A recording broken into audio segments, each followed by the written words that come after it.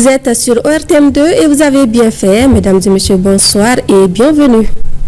L'amicale des anciens militants et sympathisants de l'Union des élèves et étudiants du Mali a commémoré hier lundi le 45e anniversaire de la disparition de Abdul Karim Kamara dit Cabral. C'est une cérémonie marquée par la marche funèbre et un dépôt de gerbes de fleurs au monument Cabral par le général de division Abdoulaye Maïga, Premier ministre. Les détails avec Bakari Kabadjakiti. Il y a 45 ans que disparaissait Abdul Karim Kamara dit Cabral. La date du 17 mars reste mémorable pour ses anciens camarades qui lui ont rendu un hommage mérité. Nous étions tous en 4e année à l'ENSUP en 1979 lorsque nous étions en train de faire nos mouvements scolaires. Et malheureusement, lui, il a perdu la vie. Et nous avons décidé que chaque année, nous allons commémorer cette date-là, pour que le peuple malien ne l'oublie jamais. Il était le meilleur parmi nous, il était notre leader. Et je vous dis, s'il s'agit de la gentillesse, s'il s'agit du travail, s'il s'agit des études et tout, il était l'exemple parfait pour ça. La jeune génération associée à cette commémoration entend emboîter le pas de Abdul Karim Kamara dit Cabral. Nous retenons vraiment de Cabral. C'est un ancien qui s'est battu pour l'intérêt de l'ensemble des élèves étudiants du Mali, pour le bien-être de l'éducation malienne. C'est un repère pour nous en tant que des anciens leaders de l'AM, que nous sommes vraiment fiers de commémorer cette journée chaque année. Cette cérémonie sobre est marquée par la marche funèbre et un dépôt de gerbes au pied du monument par le chef du gouvernement, le général de division Abdoulaye Maïga, pour saluer la mémoire de l'illustre disparu. Coup de projecteur ce soir sur une Amazone qui évolue dans un milieu majoritairement dominé par les hommes.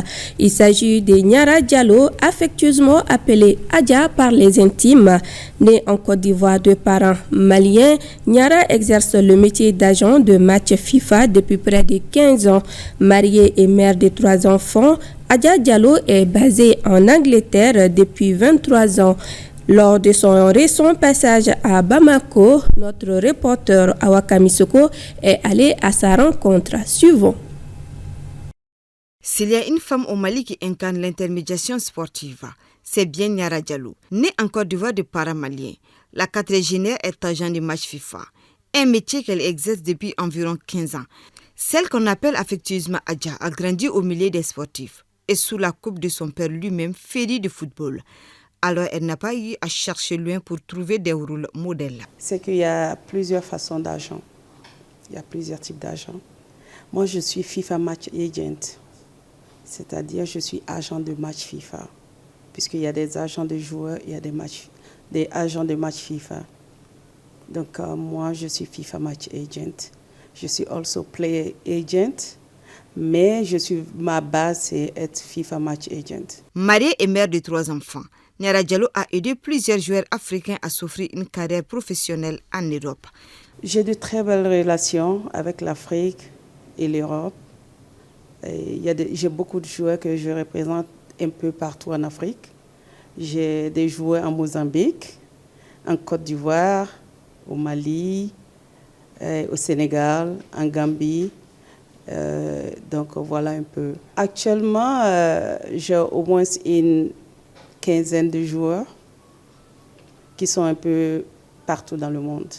Basée en Angleterre depuis 23 ans, Adja Diallo entretient de très bonnes collaborations avec plusieurs écuries européennes, notamment Liverpool FC. Notre Amazone a l'habitude d'organiser des camps de vacances avec le légendaire club anglais. J'ai un contrat avec Liverpool FC pour organiser des camps de summer, des summer camps, comme on appelle, les camps de vacances avec Liverpool. Et je pense qu'avec ça déjà, c'est une ouverture pour la jeunesse, de pouvoir se faire voir, de pouvoir se vendre sur la scène internationale. Propulsée dans les milieux du football par son destin, Niara Diallo a certes rencontré des difficultés dans l'exercice de son métier, mais elle arrive à s'en sortir tant bien que mal. Oui, comme tout métier, il y a des difficultés et aussi des happiness, comme on dit en anglais. La difficulté pour moi au début, c'était en tant que femme dans ce milieu, une musulmane, une africaine, et surtout avec le voile, ça n'a pas été facile.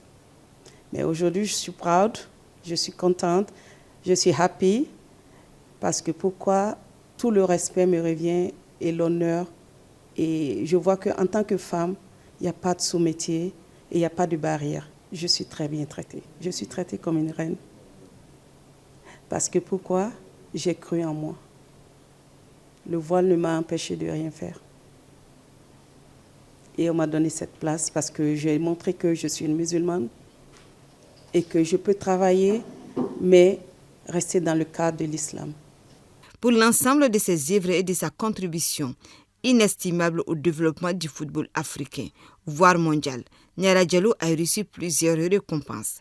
J'ai reçu le trophée de la première femme, match agent, l'année dernière, janvier, à la salle de l'UNESCO. C'est un plaisir de voir que le métier qu'on fait est reconnu et qu'on sache qu'en tant que femme, on a le pouvoir de briller au milieu des hommes. Première malienne et en Afrique de l'Ouest à exercer ce métier, Niara Diallo nourrit également l'espoir de voir plus de femmes au sein de cette industrie. Mon objectif, c'est vraiment d'aider la jeunesse africaine, la jeunesse malienne à se faire voir, à avoir une visibilité dans le monde international. On vient juste de lancer le premier tournoi de détection de la cohésion et de la paix à Bamako. Et Inch'Allah, nous programmons la seconde. Et nous avons des joueurs qui ont été détectés. Et avec ça, je pense qu'on pourra faire beaucoup de choses pour la jeunesse. Armée d'un courage indéfinissable, Adja Diallo est une Amazone au parcours atypique. Son profil force l'administration et elle demeure une femme modèle pour la jeune génération. Sur un tout autre sujet, Bamako Art Gallery a servi de cadre pour le vernissage de l'artiste plasticien Dramane Bamana. Ses œuvres sont axées sur la vie en communauté, plus précisément ce qui se passe dans les rues. L'exposition va durer jusqu'au 14 juin 2025. C'est ce que nous dit Mariam Koulibaly dans ce reportage. Le troisième art, qui est non moins l'art visuel, c'est sur cette voie que Dramane Bamana a su tracer son chemin. C'est un artiste aux multiples talents. Ses œuvres sont faites uniquement à base de bandes de plastique récupérées ou recyclées. Pour cette exposition de 30 œuvres, l'artiste jette un regard sur la vie dans la rue, d'où le nom de ses œuvres, Bolon. Le Bolon, qu'on appelle la rue, c'est pas tout simplement un lieu de passage. C'est un lieu de rencontre, c'est un lieu d'histoire, et c'est un lieu de réflexion aussi. Quand je veux véhiculer ou matérialiser la liberté, vraiment, c'est toutes des matières. D'abord, je parle des matières, parce que ce sont ces matières qui ont été récupérées des rues. Donc la liberté qu'ils ont d'abord dans cette rue-là, donc c'est cette liberté que je vais matérialiser. Ça représente beaucoup de choses pour moi. Beaucoup de choses, parce que je suis d'abord appelé à être dans une famille, donc c'est cette idée vraiment qui est l'idée phare. Ces personnages sans visage confèrent à ces scènes de quartier une dimension universelle. L'artiste nous invite à explorer l'univers paisible d'un quotidien ordinaire auquel chacun peut s'identifier. Cette exposition a réuni des amoureux de l'art visuel. Donc déjà, il faut reconnaître que Dramane, c'est vraiment un monsieur talentueux. Au départ, on le prenait pour un fou dans la nature parce qu'il se promenait, il ramassait des ordures, rien que des ordures, hein, oui. Les bols en plastique, les tasses en plastique et tout, les seaux en plastique. Maintenant, il les rassemblait pour vraiment les confectionner, en faire un dessin, c'est-à-dire refléter la réalité de la nature. Dramane Bamana est issu du Conservatoire des arts et métiers multimédia Balafaseke Kouyaté de Bamako. Jusqu'au 14 juin 2025, l'artiste nous fera plonger dans son univers à travers des tableaux imagés. Sport football à présent avec l'Assemblée générale extraordinaire de la FEMAFOOT. Les délégués ont adopté le projet de budget 2025, révisé et validé les tests portant sur les statuts, les règlements généraux conformément aux dispositions de la FIFA. Les travaux se sont déroulés dans un bel esprit, c'est ce que nous dit Sragatou Sissé. Suivons. La grande famille du football malien, une fois de plus réunie en assemblée générale extraordinaire pour discuter et échanger sur le projet de budget 2025, la révision des statuts de la FEMAFOOT en harmonie avec ceux de la FIFA, le règlement d'application des statuts de la structure, les règlements généraux et le règlement financier de la FEMAFOOT. Cette assemblée générale extraordinaire se déroule à un moment où l'État consent des efforts dans la réalisation des infrastructures sportives sur toute l'étendue du territoire national. Le football malien reflète de notre identité nationale et de notre unité et demeure un vecteur de fierté et d'espoir. À cet effet, nous saluons les efforts remarquables du gouvernement et du ministère des Sports, notamment dans la construction et la rénovation des infrastructures sportives à Bamako et dans les régions du Mali.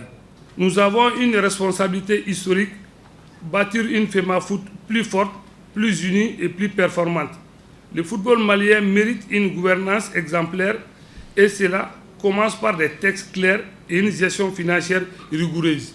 Les autorités soutiennent la FEMAFOOT dans sa politique de développement du sport roi. L'importance de ce sport pour notre identité nationale est et doit être un vecteur d'unité. Les textes sont adoptés pour la postérité, pour l'intérêt commun. Certaines sélections nationales sont en alerte maximale. Les Aigles s'apprêtent à disputer 2 rendez-vous cruciaux en éliminatoire de la Coupe du Monde 2026 face aux Comores et à la Centrafrique les 20 et 24 mars. Les cadets iront bientôt au Maroc pour la CAN de leur catégorie. L'IFOA a confié au Mali une double organisation. La session de formation pour les instructeurs arbitres en septembre et le tournoi qualificatif de la zone ouest A des moins de 17 ans en octobre et novembre prochain. Tous ces événements dénotent de la bonne santé du football malien. Auparavant, 1 minute de silence avait été observée en hommage à Moussa Kanouté, ancien arbitre international et chargé des compétitions internationales à la FEMAFOOT, décédé en février dernier. Et c'est ce qu'il fallait retenir de cette édition. Grand merci à vous de nous avoir suivis. Très bonne suite de nos programmes.